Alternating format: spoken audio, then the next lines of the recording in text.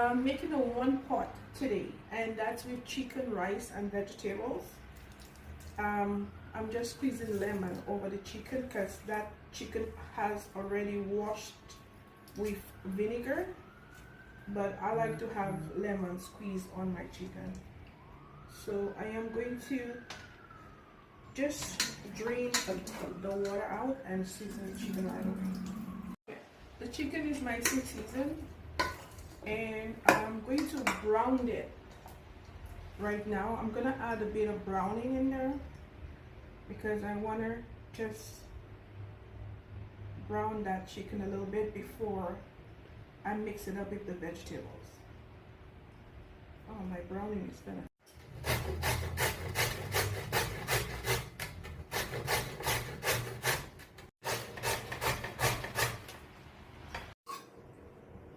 While we're waiting for the chicken to get browned, so we're browning the chicken, I'm going to start by cutting the vegetables that we need.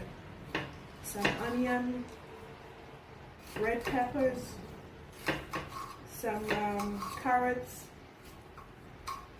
thyme, parsley, rosemary, shallots.